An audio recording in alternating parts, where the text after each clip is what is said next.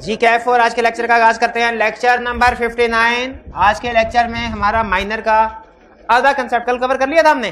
कल क्या पढ़ा था माइनर के बारे में? हमने माइनर के राइट्स और रिस्ट्रिक्शंस।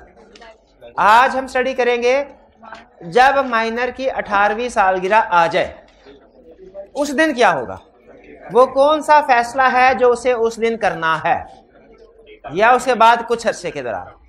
ये स्टडी करेंगे। माइनर इन पार्टनरशिप ये टॉपिक कंप्लीट हो जाएगा।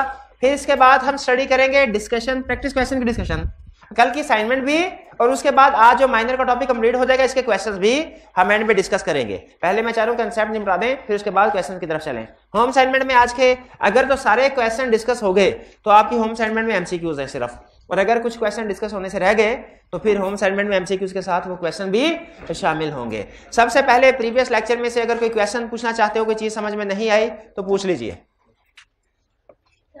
जी जी जी जी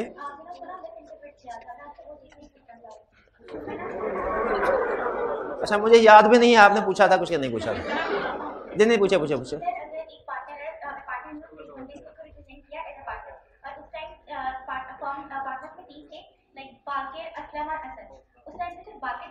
जब उस बंदे ने खुद को एज अ पार्टनर रिप्रेजेंट किया, बाकी दो बंदे नहीं थे, उनको पता भी नहीं कि ये पार्टनर है, ठीक है। और उसके बाद वो बंदा कुछ पढ़ करके भाग जाता है। In that case form liability, तो फॉर्म में जो दो बंदे प्रेजेंट नहीं थे उनको पता नहीं था कि ये पार्टनर है, क्या वो भी लाइबिलिटी? क्वेश्चन इनका ये है कि हमने कंसेप्ट स्टडी किया, ये ए बी सी तीन पार्टनर्स हैं, ये ए बी सी तीन पार्टनर्स हैं, इनमें मिस्टर डी आया, डी ने ई को कहा भैया मैं इस फर्म का पार्टनर हूं, इस फर्म का पार्टनर हूं। इस फर्म में से कोई भी पर्सन प्रेजेंट नहीं था ई के सामने, डी और ई के सामने जब ये बात हुई, क्या ये होल्डिंग आउट पार्टनर बन गया? इसका जवाब है नहीं। ये तो पढ़ा है हमने। उनका क्वेश्चन ये नहीं है, ये तो मैंने ऐड कर दिया। इनका क्वेश्चन क्या है? इनका क्वेश्चन ये है कि जब डी और ई के दरमियान में ये बात चल रही थी उस वक्त सी मौजूद था, सिर्फ बी और ए मौजूद नहीं थे, सिर्फ सी मौजूद था। इस मीटिंग में सी की मौजूदगी में डी ने कहा ई से कि मैं इस फर्म में पार्टनर हूं। सी साइलेंट रहा। क्या ये डी होल्डिंग आउट पार्टनर बन गया? इसका जवाब है बन गया। एक भी पार्टनर प्रेजेंट हो तो होल्डिंग क्यों भला? क्योंकि पार्टनर सबका एजेंट है, पार्टनर तो सबका एजेंट है, सी ए और बी का एजेंट है, तो इसलिए सी का ये साइलेंट रहना, इसका मतलब है सी के लिहाज से तो होल्डिंग आउट बना ही बना, ए और बी के लिहाज से भी बन गया। अब अगर ई डी को कोई डेट देता है और डी भाग जाता है तो फर्म लायबल होगी। ये होल्डिंग आउट पार्टनर बन गया। ये समझ आ गया आपको? कहानी को मजीद आगे लेके चलने हैं तो ए और बी का क्या कसूर है? हाँ, ये चूंकि एजेंट था तो अब ए और बी कहेंगे ऐसी तूने वही काम किया है जो एजेंट एक्सीडिंग अथॉरिटी वाला है। ऐसा तो हमने चूंकि अथॉरिटी एक्सीड हुई तो हम फर्म लायबल है, हमने पे कर दिया है। अब विद इन द फर्म आ जाओ, आउटसाइड द फर्म तो हमने डील कर लिया उसको। विद इन द फर्म सारी का सारा लॉस कौन बेयर करेगा? सी करेगा। ठीक है जी, क्लियर हो गया? ये जिन स्टूडेंट ने हाइब्रिड में क्वेश्चन पूछा था, नहीं आज ही क्लियर करके पूछ के चला जाओ ना। कुछ शुक्रिया, जज़ाकल्लाह। कोई और क्वेश्चन है तो शाबाश पूछे, शाबाश पूछे। नहीं, इनका क्वेश्चन अच्छा था और इसकी वजह से बल्कि अच्छा हुआ, कंसेप्ट रिवाइज हो गया। ठीक है, अच्छा था, शाबाश। और कोई क्वेश्चन? कोई क्वेश्चन नहीं है, सब ठीक है, मर्जी आपकी। कंसेप्ट स्टडी कर रहे थे माइनर के बारे में हमने पढ़ा है। Minor can not B A partner but he can be admitted into benefits of partnership. ठीक है, ये पहले उसने यही बताया। इसके दो बड़े कंसेप्ट है। एक है जब माइनर है तो उसका लीगल स्टेटस क्या होगा, और एक कंसेप्ट है जब माइनर 18 साल का हो जाए तो उसका लीगल स्टेटस क्या होगा।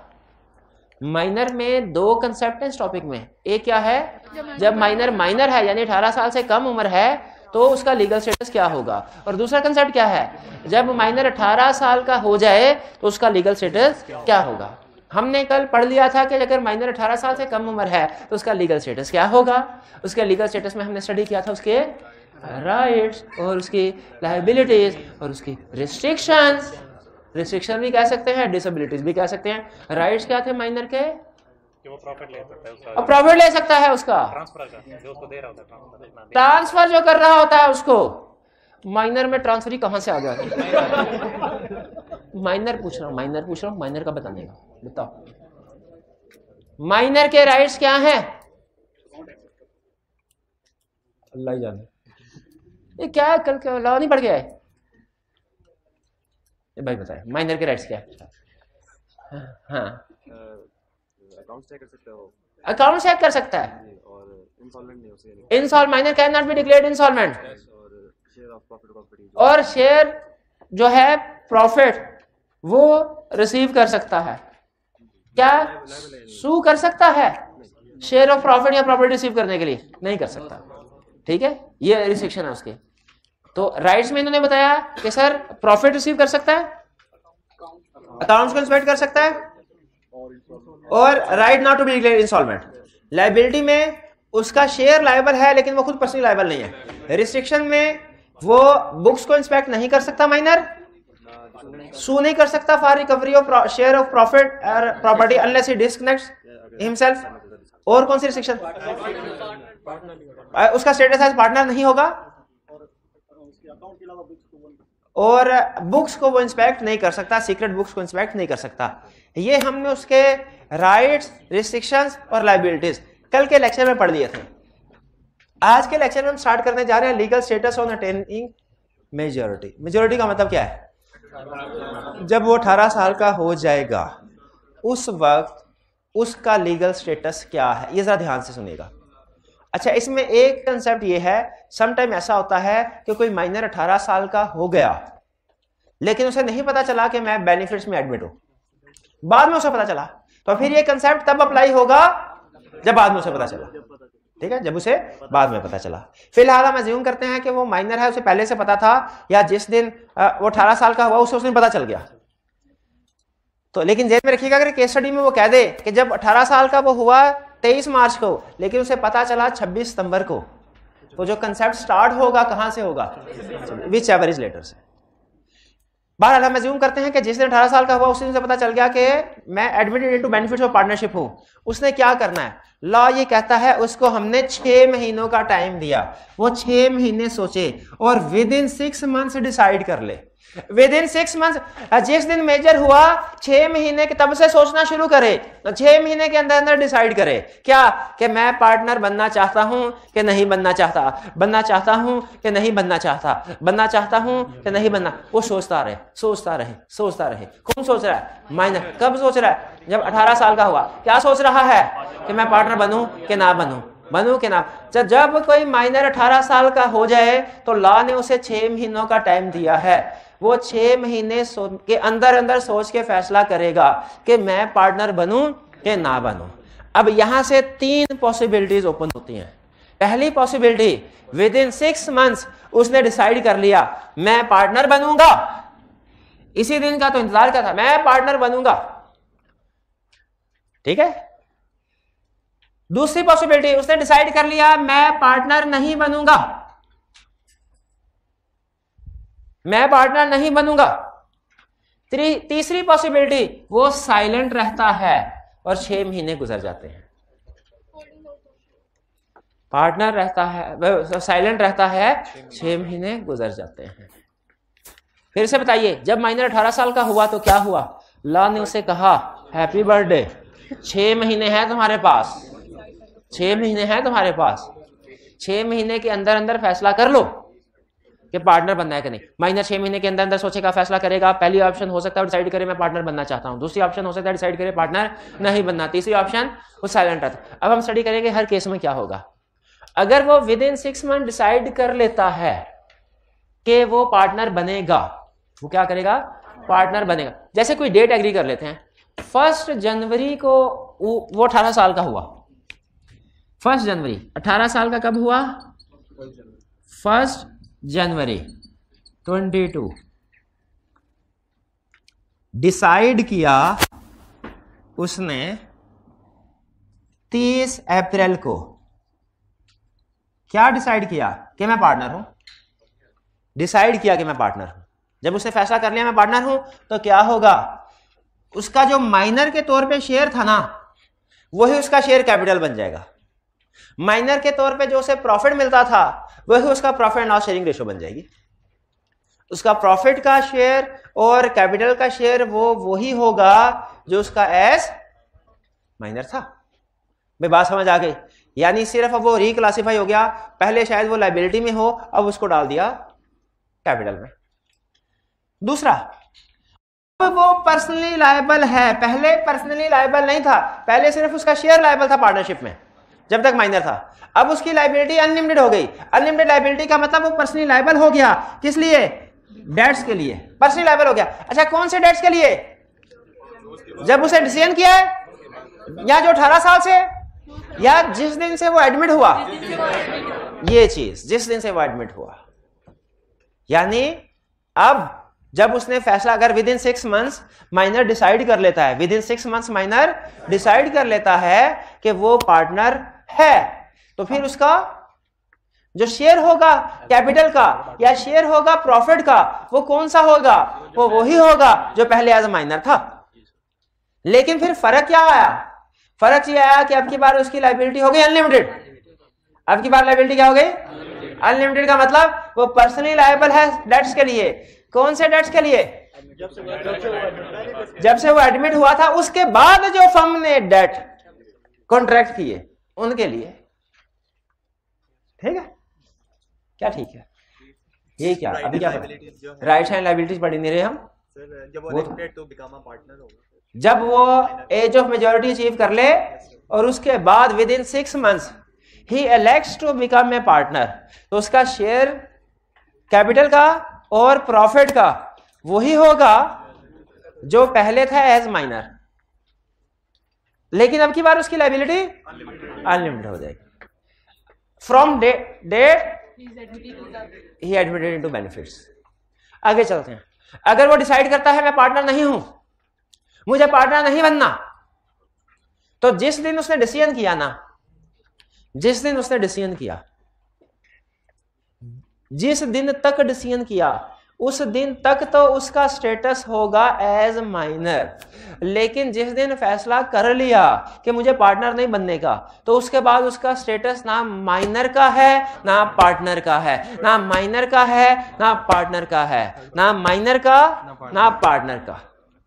किस दिन के बाद वो ना माइनर है ना पार्टनर है? जिस दिन उसने डिसाइड कर लिया, अनाउंस कर दिया कि मैं पार्टनर नहीं हूं, उस दिन के बाद वो ना माइनर है ना पार्टनर। और उस दिन से पहले, उस दिन से पहले वो क्या है? उस दिन से पहले वो माइनर है।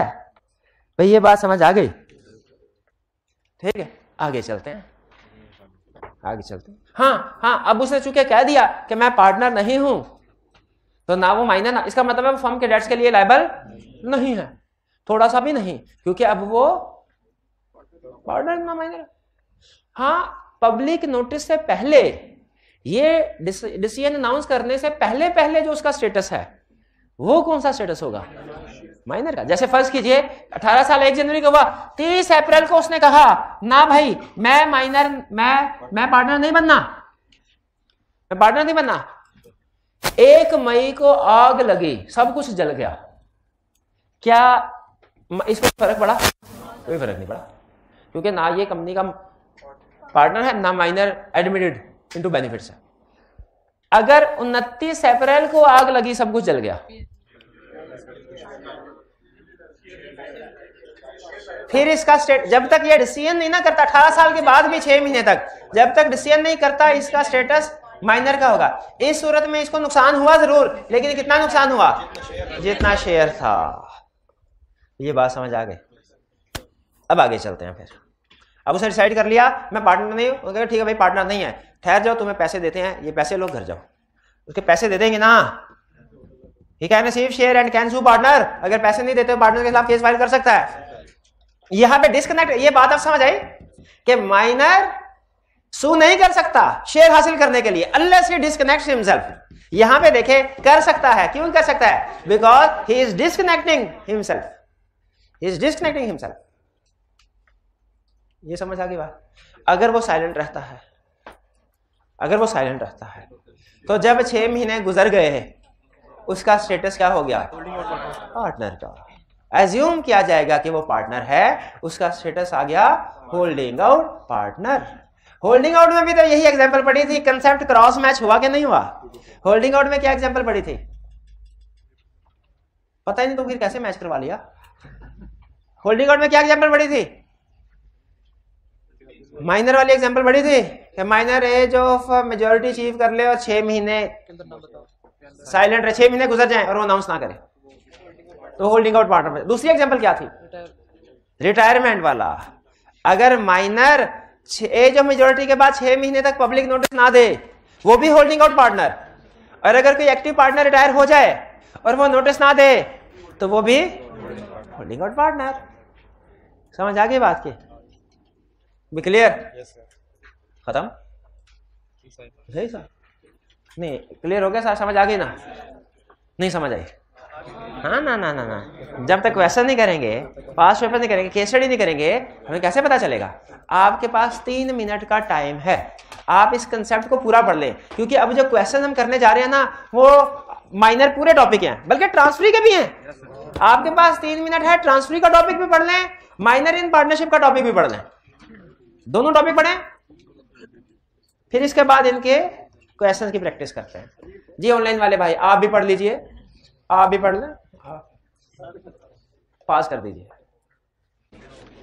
जी रीडिंग आपने कर ली होगी। अच्छा, एक दो स्टूडेंट्स ने क्वेश्चन पूछा है कि सर लॉ ने इसको टाइम दिया 6 महीने का, अगर उसे पता ही 8 महीने के बाद चले कि मैं admitted into benefits of partnership हूं, पहले उसे पता ही नहीं था, तो फिर 6 महीने का टाइम पीरियड उसकी 18वीं सालगिरह से नहीं, बल्कि जब उसे पता चला तब से शुरू होगा, क्योंकि हमने कहा है कि whichever is later, whichever is later. तो अगर उसे पता ही 18 साल गुजरने के 8 महीने बाद पता चला, 4 महीने बाद पता चला, तो अब ये 6 महीने कहां से शुरू होंगे? जब उसे पता चला। और अगर उसे पता 16 साल की उम्र में लग गया, अब 6 महीने कहां से शुरू होंगे? जब वो 18 साल का होगा। क्लियर हुआ? नहीं समझ आई? नहीं आई जब तक केस स्टडी नहीं करेंगे। 35 Sameer, Fauzia and Solat are partners in the firm. Fauzia transferred her interest in the firm absolutely to her son Adil. Fauzia transferred her interest in the firm absolutely to her son Adil. ये ट्रांसफर वाला केस है कि माइनर वाला? Transfer वाला, क्योंकि question में नहीं उसने लिखा हुआ कि आदिल माइनर है, ट्रांसफर वाला case. In the light of provisions of Partnership Act 1932, would Adil be considered a new partner in the firm? ये न्यू पार्टनर नहीं है, वो कौन है फिर? ट्रांसफरी ऑफ इंटरेस्ट है। Also describe rights and restrictions on Adil in view of such transfer. Adil के rights बताएं, रिस्ट्रिक्शंस बताएं। राइट्स क्या है? शेयर ऑफ प्रॉफिट ले सकता है, डिसोल्यूशन होगी तो उसे अकाउंट्स स्टेटमेंट भेजी जाएगी इसका शेयर डिटरमिन करने के लिए, और वो शेयर एसेट्स में से वो भी रिसीव कर सकता है। डिसेबिलिटीज क्या है? बिजनेस में इंटरफेयर नहीं कर सकता, पार्टनर नहीं है, बुक्स को अकाउंट्स को इंस्पेक्ट नहीं कर सकता, डिसोल्यूशन के लिए सू नहीं कर सकता, अकाउंट्स को चैलेंज नहीं कर सकता। शाबाश, ये याद है आपको ट्रांसफर के राइट्स और रिस्ट्रिक्शंस। नेक्स्ट क्वेश्चन 35 में कोई प्रॉब्लम? कोई प्रॉब्लम नहीं है। 36 Maqbool, Rufi and Sham are the partners in Zeeshan builders, a firm engaged in the business of constructing industrial and residential projects in Balochistan. Sham is also the owner of a cottage industry in Quetta. Sham has obtained a long-term loan for his cottage industry from Dostana Bank Limited by transferring his interest in ZB to the bank by way of a mortgage. By transferring his interest, कौन से वाला case है? Transfer of interest वाला। Under the provisions of Partnership Act 1932 describe the rights and disabilities, if any, of Dostana Bank Limited in the above circumstances. ये वही है, फर्क सिर्फ ये है कि उसने डिसेबिलिटीज का नाम रख के डिसेबिलिटीज को कवर्ड यूज किया किसकी जगह पे? रिस्ट्रिक्शंस की जगह पे। तो रिस्ट्रिक्शन और डिसेबिलिटीज में कोई फर्क है? कोई फर्क नहीं है। उसका मतलब है ये क्वेश्चन भी वही हुआ सेम जो ऊपर वाला है, आसान ही है। ऊपर वाला तुमने पढ़ लिया था, वो तुम्हें आता ही है, बताने की मेरे बताने की जरूरत तो नहीं है, नहीं, लेकिन आपके बताने की जरूरत है। बताएं राइट्स, राइट्स क्या ट्रांसफर के भी बताए थे ना? उसका ट्रांसफर ले सकता है, उसका ट्रांसफर ले सकता है, प्रॉफिट का फिर जब डेसोल्यूशन होगी तो एसेट ले सकता है। फिर जब डेसोल्यूशन होगी तो एसेट का शेयर एसेट का शेयर भी ले सकता है। अकाउंट से ले अकाउंट से ले सकता है, अकाउंट से नहीं देख सकता, अकाउंट से देख सकता है ट्रांसफरी। सर अकाउंट से इंस्पेक्ट नहीं कर सकता, अकाउंट से इंस्पेक्ट नहीं कर सकता ट्रांसफरी, खुदा का हो करे एट टाइम ऑफ नहीं कर सकता, सही कह रहा है, लेकिन आधी बात कर रहा है, रेजोल्यूशन पे कर सकता है अपना शेयर असर्टेन करने के लिए कि शेयर मुझे सही मिला कि नहीं मिला। तो ये 3 राइट्स हो गए ट्रांसफरी के, प्रॉफिट का शेयर रिसीव करेगा और रेजोल्यूशन होगी तो अकाउंट्स और साथ में अपना शेयर, ये दोनों चीजें वसूल करेगा। अकाउंट किस लिए वसूल कर रहा है? ताकि देख ले शेयर की कैलकुलेशन ठीक हुई है कि नहीं। रेजोल्यूशन नहीं कर सकता, बुक्स नहीं देख सकता, बुक्स से छोड़ अकाउंट्स भी नहीं देख सकता ट्रांसफरी। रेजोल्यूशन पे बुक्स नहीं, सिर्फ अकाउंट्स देख सकता है, रेजोल्यूशन पे सिर्फ अकाउंट्स देख सकता है जी। 36। अच्छा डिसेबिलिटीज क्या है? एक मिनट है, डिसेबिलिटीज क्या है? डिसेबिलिटीज क्या है? डिसेबिलिटीज क्या है? Can not interfere or can not inspect books, can not inspect accounts, not a partner, can not challenge accounts. बिल्कुल ठीक, बिल्कुल ठीक। Can not sue for resolution of firm, ये भी नहीं कर सकता, क्यों नहीं कर सकता? सू कर सकता। 37 Tehram, Rahil and Zain are partners in TRZ Associates. Zain, after obtaining mutual consent of all the partners, Zain, after obtaining consent of all the partners, transferred his share of interest to Hatim. उसने अपना interest, क्या share transfer करने के लिए consent of all partner जरूरी है? बिल्कुल है। Hatim now wants to discuss the future business strategy of the firm with Tehram and Rahil. In this regard, he has asked the partners to provide him the firm's cash flow forecast so that he can determine firm's growth potential for the next 5 years. Comment on Hatim's entitlement to do the same. Hatim को कि भाईजान इतना जज्बाती होने की जरूरत नहीं, relax होके अपने घर बैठे तसल्ली से, क्योंकि ना तो आप हमारे अकाउंट्स को, बुक्स को इंस्पेक्ट कर सकते हैं और ना ही हमारे बिजनेस में इंटरफेयर कर सकते हैं। भाग जाओ, भाग जाओ। ठीक है, तो ये दोनों ही काम नहीं कर सकता हातिम। हातिम दोनों ही काम नहीं कर सकता। कौन से दोनों काम नहीं कर सकता हातिम जो इस केस स्टडी में डिस्कस हुए हैं? कोई नहीं बोलेगा। अकाउंट्स को इंस्पेक्ट नहीं कर सकता, जो कैश फ्लो फॉरकास्ट मांग रहा है अगले सालों की नहीं मांग, और क्या बिजनेस में शाबाश इंटरफेयर नहीं कर सकता, स्ट्रेटजी मेकिंग में पार्टिसिपेट नहीं कर सकता। भी क्लियर हो गया, ये हातिम का मसला हल हो गया। अब अगले मसले की तरफ चलते हैं। Rahil, Samina and Umair have agreed to constitute a partnership for carrying on a business of printing study text for CA students in Peshawar. In the above partnership business, assume Umair is a minor who has been admitted. Assume Umair is a minor who has been admitted to the benefits of the partnership with the consent of Rahil and Samina. अच्छा, राहिल और समीन ये partner है, Umair minor admitted into benefits of partnership हो सकता है, with the consent of all partner है, हो सकता है। अगर एक ही पार्टनर कहे नहीं, under the provision of partnership and list the rights and disabilities of Umair before attaining maturity. Maturity से पहले, ये फर्स्ट हाफ वाले, मैच्योरिटी से पहले क्या राइट्स और डिसेबिलिटीज हैं? राइट बता रहे हैं कि डिसेबिलिटीज बता रहे हैं? डिसेबिलिटीज बता रहे हैं पहले। बुक्स को इंस्पेक्ट नहीं कर सकता, अकाउंट्स को इंस्पेक्ट, ये डिसेबिलिटी बता रहे हैं। या ऐसे ना करें, ऐसे ऐसे ऐसे ऐसे ऐसे ऐसे ना करें, पहले ऐसे करें फिर ऐसे, ऐसे होना चाहिए ना, तरतीब से बताएं। पहले क्या बताने लगे? दोनों आते, फिर बता दें, फिर बता दें। माइनर पार्टनर नहीं होगा, रिस्ट्रिक्शन है, डिसेबिलिटी है। और बता दो खैर कर, बुक्स को इंस्पेक्ट नहीं कर सकता। Okay, no partner, no inspection of books.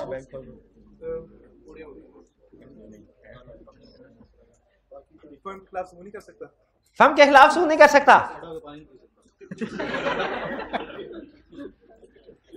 क्यों नहीं याद करके आते आप लोग? कल का दिन था ना। चले, बहरहाल पता चल गया आपको, राइट्स एंड डिसेबिलिटीज लिखने हैं इसकी, इसमें कोई प्रॉब्लम? अच्छा मुझे बताइए, जब ये 18 साल का हो जाएगा, जब ये, तो उसे एज पार्टनर पार्टनरशिप में ऐड होने के लिए भी राहिल और समीना की कंसेंट की जरूरत होगी ना? उस वक्त पार्टनर बनने के लिए कंसेंट जरूरी नहीं है, हाँ एडमिट होने के लिए कंसेंट जरूरी है। एडमिट के बाद अगर पार्टनर बनने का डिसीजन वो सिर्फ उसका अकेला होगा, उसके लिए अगर हाइलर समीना ना भी करते रहे पार्टनर नहीं बनाना, वो फिर भी पार्टनर बन सकता है। 39 Masoom, Rahul and Naila are partners in a trading firm. In 2016 they borrowed rupees 500,000 from Ishtiaq for purchasing a shop in Multan. हाँ ट्रेडिंग फर्म में बारो टू मनी हर पार्टनर की इम्प्लॉयड अथॉरिटी होती है, ठीक है, बारो कर लिया, ठीक है, किसी ने भी किया, ठीक किया। The loan was agreed to be repaid in 2 years time. However, due to financial crisis, the loan could not be repaid in time. For the purpose of settling the loan, Ishtiaq has offered Naila to admit his 17-year-old son Munir to the partnership business. उन्होंने कहा जी मैं अगर पैसे नहीं दे सकते तो फिर मेरे बेटे को अपने बिजनेस में ऐड कर। Under the provisions of Partnership Act 1930 to discuss whether Munir can be admitted to the partnership business, state Munir's rights and liabilities if he is so admitted. क्या मुनीर को बिजनेस में एडमिट किया जा admit अच्छा note कीजिए, उसने लिखा है एडमिटेड टू पार्टनरशिप, बेनिफिट्स नहीं लिखा, तो हम कहेंगे he can be admitted into benefits of partnership but he can not be admitted as partner. He can be admitted into benefits of partnership but he can not be admitted as partner. और जब admit कर लिया तो इसके rights and liabilities क्या होंगे, rights क्या होंगे, ये भाई कौन से पहले वाले कौन कौन से राइट्स थे, राइट टू शेयर प्रॉफिट,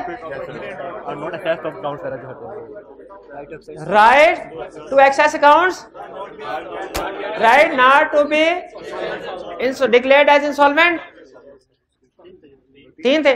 और लायबिलिटीज क्या,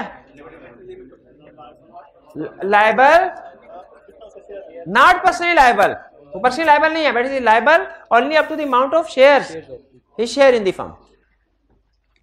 क्लियर 39 राइट्स और लायबिलिटीज। अच्छा इसमें लायबिलिटी रिस्ट्रिक्शंस तो नहीं पूछ रहा, नहीं सिर्फ राइट्स और लायबिलिटी पूछ रहा ना, रिस्ट्रिक्शन या डिसेबिलिटी तो नहीं पूछा हुआ, ठीक है वो नहीं पूछा। इसका मतलब है लायबिलिटी ऑफ माइनर और डिसेबिलिटी या रिस्ट्रिक्शन ऑफ माइनर में फर्क है। 40 Musharraf enters into A partnership with Karzai A minor for the benefit of Karzai, is this a valid partnership? क्यों?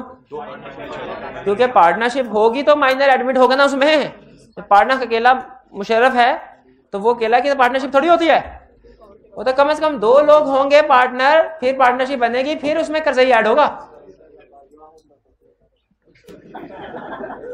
हाँ मुशर्रफ के साथ बाजवा साहब होते, ऑलरेडी पार्टनरशिप होती, फिर करजई को उसमें ऐड किया जा सकता था, एज पार्टनर नहीं। 41 Selina, a minor, was admitted to the benefits of a firm consisting of Angelina, Jennifer and Julia, 3 adult partners. Within 6 months after, ये हमें फेल करवाने के लिए इस तरह के नाम, ताकि हमारा ध्यान दूसरी तरफ चला जाए, और कुछ ना से 20-25 सेकंड जरूर जाया हो जाता है। 3 adult partners. Within 6 months after attaining majority, Selina gives public notice that she has become a regular partner. Within 6 months, Selina ने public notice दे दिया क्या कि मैं पार्टनर हूं, but Julia and Jennifer refuses to take her. Julia जब ने कहा भाग जाओ, कोई पार्टनर नहीं, भागो। Are Julia and Jennifer justified refusing? जब वो admitted into benefits of partner थी तब सबकी कंसेंट जरूरी है, लेकिन जब माइनर फैसला कर रहा होता है कि पार्टनर बनना है तो वो अकेले ने फैसला करना है, वो बाकी पार्टनर्स पे बाइंडिंग है। इन्हें इसके ऊपर कोई इतराज था ना, तो जब एडमिट हो रही थी ये उस वक्त इतराज करते। अब जब डिसाइड होने के बाद अब सेलिना पार्टनर है, तो फैसला कर लिया पार्टनर, तो पार्टनर है। 41 क्लियर, कोई problem? 42 Rustam, Mahmood and Wali are partners in the firm. Wali wants to admit his 16-year-old son Raghib as a new partner. Under the provisions of Partnership Act 1932, can Raghib be admitted to the partnership business? Said can be admitted to the partnership business. Oh, इसका जवाब है yes. Into benefits of partnership, he can be admitted into benefits of partnership, but he cannot be admitted as partner. देखिए admit into partnership और concept, admitted into benefits और admit into partnership का मतलब partnership में ले लिया हमने, अब पार्टनर के तौर पे लिया उसको या बेनिफिट्स में लिया, ये नहीं क्लियर। तो यहाँ पे आपको दोनों बातें करनी चाहिए कि जब हम किसी माइनर को एडमिट कर रहे हैं बिजनेस में तो उसे एज ए पार्टनर नहीं कर रहे, उसे कहना है admitted into benefits of partnership. तो समझे requirement, can he admitted into partnership, इसके जवाब में दोनों बातें लिखेंगे कि एज पार्टनर नहीं कर सकते, एज पार्टनर लिखा हुआ है।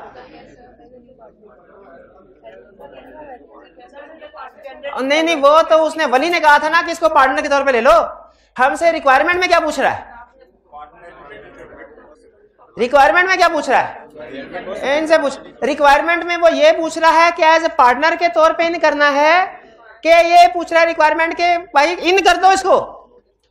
रिक्वायरमेंट में क्या पूछ रहा है, इन कर दे किसे, तो उसे बताएंगे कि पार्टनर के तौर पे एडमिट नहीं कर सकते, हाँ into benefits of partnership admit कर सकते हैं।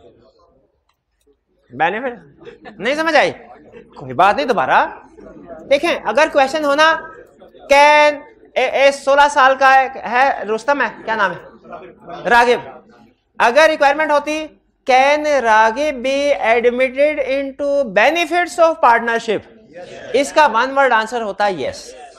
अगर रिक्वायरमेंट होती can Ragib be admitted into partnership as partner, इसका वन वर्ड आंसर होता नो। लेकिन रिक्वायरमेंट है can Ragib be admitted into partnership, ये नहीं बताया इन बेनिफिट्स की एज पार्टनर, इन तो दोनों बताएंगे। ये चीज आपने एडमिटेड से अंदाजा नहीं लगाना, बेनिफिट्स लिखा है कि नहीं इससे अंदाजा लगाना। तो एडमिट हो सकता है, यस हो सकता है, लेकिन इनटू बेनिफिट्स एज पार्टनर नहीं हो सकता। क्लियर? बाकी आपको पता है आसानी, बाकी क्या पूछा है, राइट्स लायबिलिटीज एंड लिमिटेशन, वो आपको पता है माइनर के राइट्स लिख देंगे, माइनर के लायबिलिटीज लिख देंगे, वो लिमिटेशन लिख देंगे, सिंपल। ठीक है, मेरे बताने की जरूरत नहीं है, लेकिन आपके बताने की जरूरत है।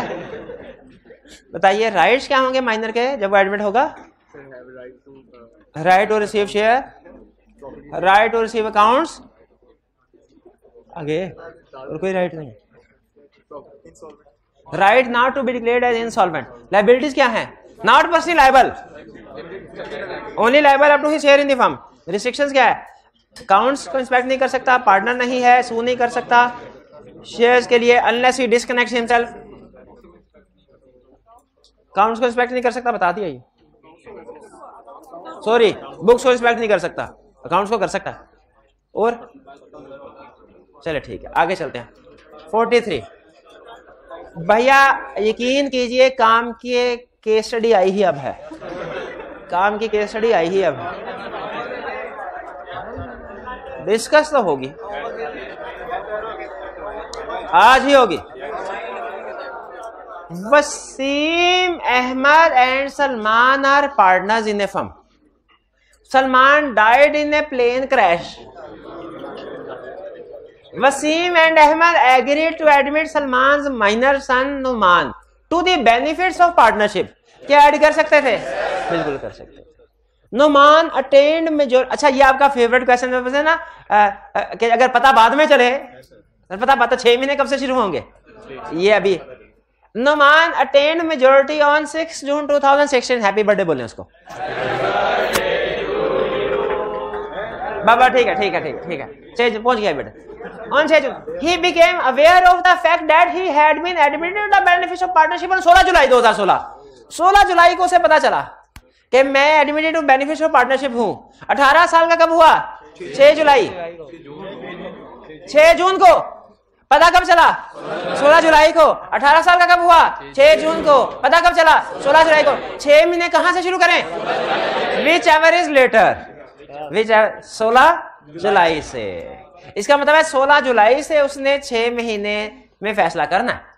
क्या फैसला करना है, whether to become partner, whether not to become partner.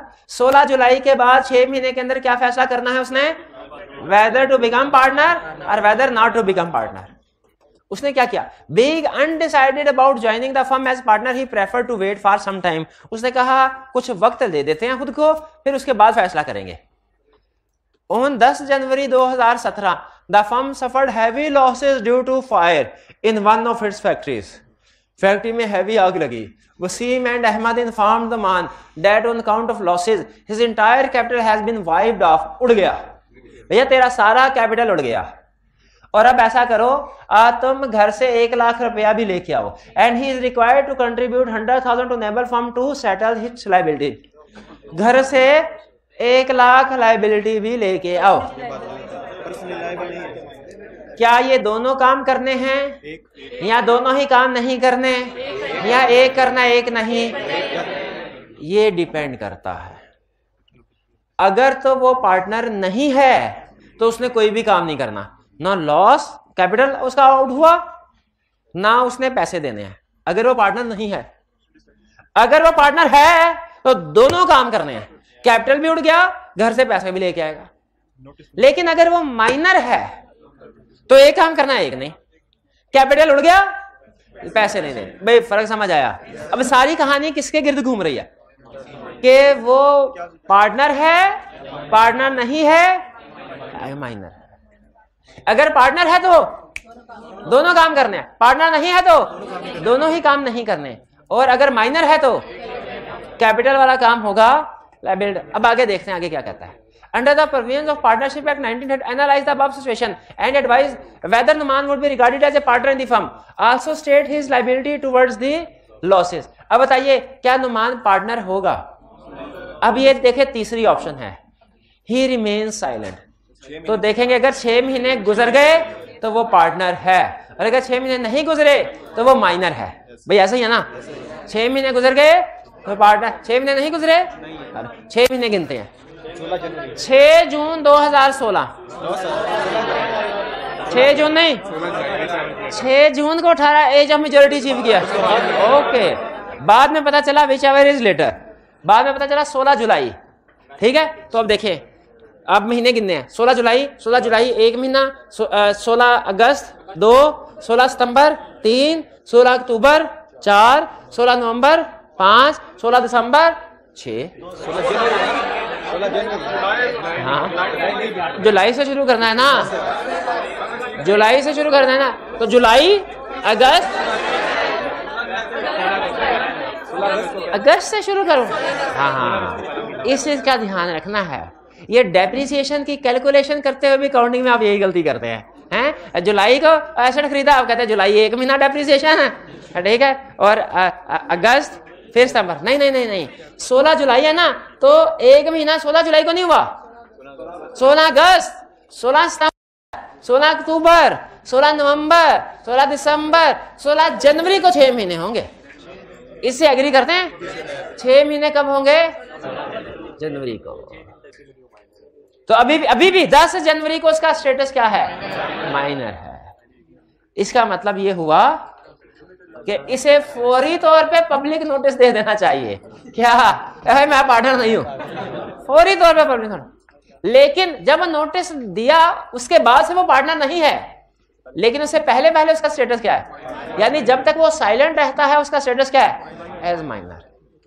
तो इस सिचुएशन में वो पार्टनर नहीं है, उसका स्टेटस है एज माइनर, क्योंकि वो साइलेंट रहा और 6 महीने नहीं गुजरे। अगर कभी 6 महीने गुजरे, अगर ये 20 जनवरी को आग लगी होती ना, ये तो गया था, घर से भी पैसे लेके आने पड़ते, तो भी ये बच गया, पार्टनर नहीं है।